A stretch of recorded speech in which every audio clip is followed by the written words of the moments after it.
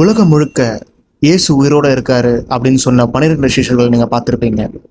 ஆனா அந்த 12 சீஷர்கள்ல ஒருத்தர் மட்டும் நான் பார்த்தாதான் நம்புவேன்னு சொன்னவர் யாருன்னா அதுதாங்க இந்த தோமா.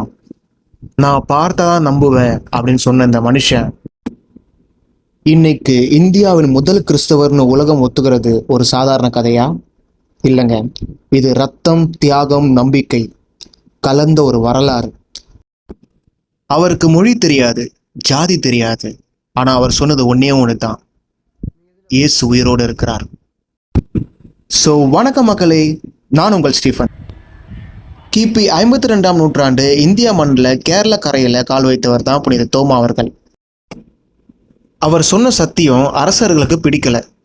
கடைசியில குன்றுல ஏத்தி குத்தி கொலை செஞ்சாங்க. அவருடைய காலடி தடத்தை தான் நீங்க இப்ப இந்த வீடியோல பார்த்துட்டு இருப்பீங்க.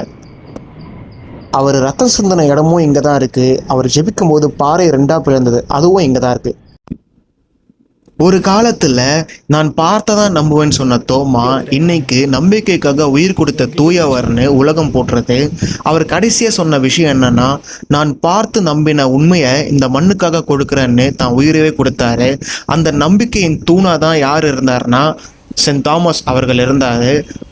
அப்படி என்ன ஒரு நம்பிக்கையான விஷயம் சொன்னாரு அப்படின்னு பார்த்தீங்கன்னா, ஆண்டவராகிய இயேசு கிறிஸ்து உயிர் தெழுந்தார் அப்படின்ற ஒரு மகிமையான விஷயத்த இந்த ஊரெங்கன்னு சொன்னாரு. அந்த சொன்ன அந்த ஒரு நற்செய்திக்காக முதுகலை ஈட்டி எறிஞ்சு கொண்டுட்டாங்க.